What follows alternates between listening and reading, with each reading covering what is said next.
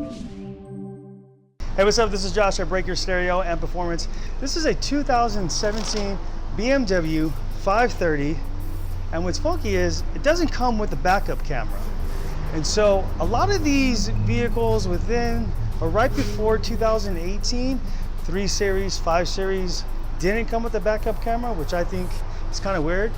But NAV-TV actually has an adapter that will allow you to not only add a backup camera, you'll have HDMI inputs, and there's also the ability to do a front camera as well. So we're going to take you through the installation, and then when it's all done, we're going to show you how everything works, so stay tuned. Before we do the installation, we have to determine which infotainment system is in your vehicle. Now, listed are the 4 systems along with the part number needed to work with each of those systems. So pay close attention to which menu screen shows up on your display. In our case, we have the Evo system. So it's the ID6 Kit 837. Okay, so before we start the install, you're going to want to set the dip switches. So refer to the manual for the settings. And as you can see, there's a couple different options here. And we have the 10.2 with the touchscreen. And on the side, you have the switches. And I'm going to go ahead and set those switches now.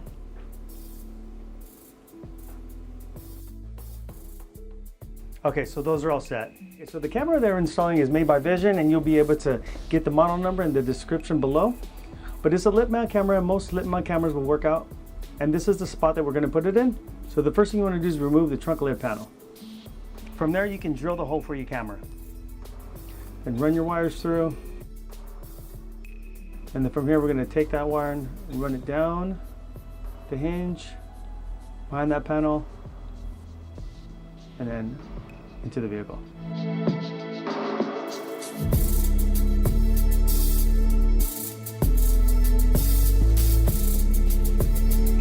Okay, so now that the camera's going, let's go ahead and get into the car and start to wire this thing up.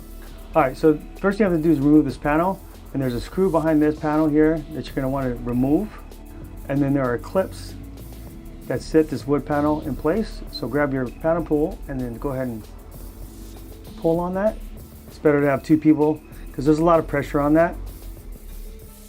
And there are 2 harnesses we have to remove. This is the first one here on the passenger side.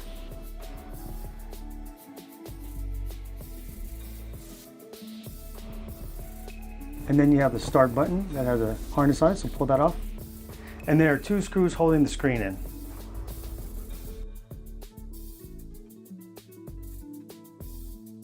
So remove that, and then we're also going to need to remove the wire as well. Okay, so we have to get to the iDrive system. So we have to pull this up, and the center console has to come up in order to get the iDrive up. So we have to take these doors off here. And the way to get these doors off is to remove these panels first. Then there's a couple screws holding these together, those 4 spots. Okay, so this door will come off on the passenger side. Now on the driver's side, in order to get that up, you have to actually remove the centerpiece because it's holding it down. So once you remove the centerpiece, just a couple clips, then that door will come right up. And then that piece will slide out. And then we have the plug for the iDrive, so that is going to be T-harnessed in for the new piece. So remove that.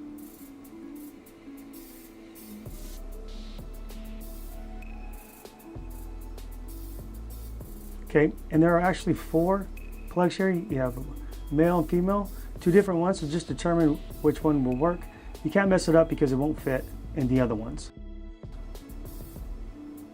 So one goes into the iDrive controller, and then the plug that you pulled out goes into there. And now we got to get the radio out.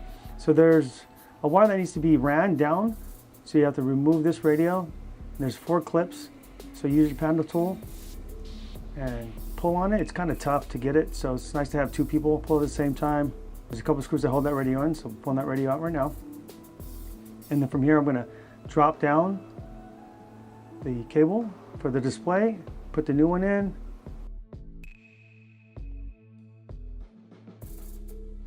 So this goes into the module, and the other side goes into the display. All right, so now we got to install the module, and we pull the radio out. There's some room in here underneath the radio, and that's where we're going to put that. So all of our wiring obviously has to go to that central point. So that wire's already ran. You saw that we ran that already. Now we have to take the main wire harness, and then we got to run through the console here.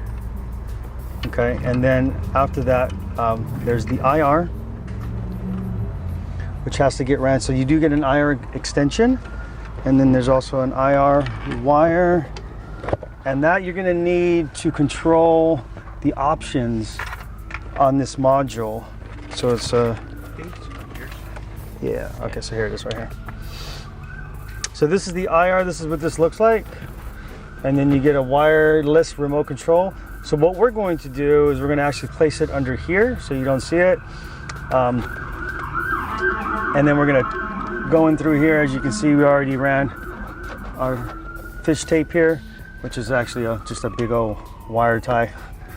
And then we're gonna tie that in there and then put this all together. And so what we're gonna do is, for the iDrive connection, we're gonna run it down through here. And as you can see, we have the fish tape slash wire tie around down here. And we're gonna come over here and then up. So that's gonna be a lot easier to do.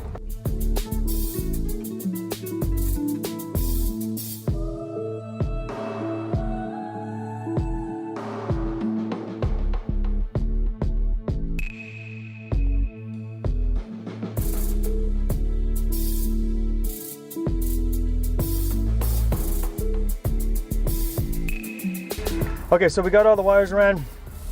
So here's what you need, okay? So you have the in and out for your monitor, and then you have your main harness, okay? And that's the one we ran through here. Actually, we went this way with it. Plug that in, make sure you have your IR hooked up. We talked about that earlier, and that is here. And now, of course, you have your backup camera input. And then on this vehicle, we ran a cable to the camera to turn the camera on. So this wire here gives you reverse 12 volts. Now initially we grabbed the reverse cable, but it was doing funky things.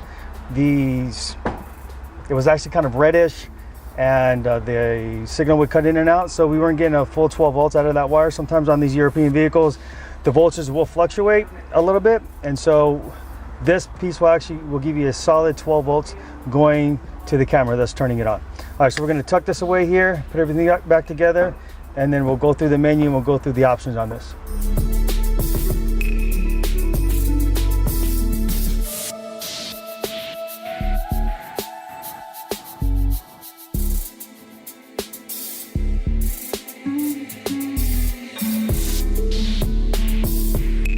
Okay, so we're done with the installation. So once you plug this thing in, it'll actually just start to work. So I'm gonna go ahead and just pop it in reverse right now.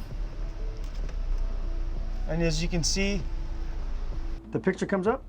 And then as you turn the steering wheel, you also have those active lines, which is really nice. So this adapter will actually give you a couple different inputs. So you can do a front camera if you want it. It also has HDMI input, but in order to activate those things, you have to go into the menu. And then also these lines are programmable too. So in order to go into the programming, it has to be in reverse, and then you get the remote control. And then what you're gonna do is you're gonna hit OK 4 times, and you'll see it's noted here. And then once it goes to 4, once you're on 4, then you hit on the remote power. And then from there, you're able to adjust. And so that's the FPG, which are the functional parking lines. You can turn those on or off. I'm gonna go back into it. 1, 2, 3, 4. It times out after a few seconds here. And then you got the PDC, which stands for parking distance control. And then you can also adjust the positioning on that as well.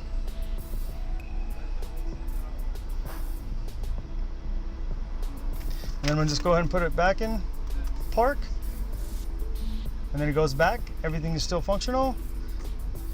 The iDrive is all functional, completely functional, all ready to go. And then let's take a look at the camera. All right, so as you can see, we have the under lip mount camera. So it's got a nice clean look.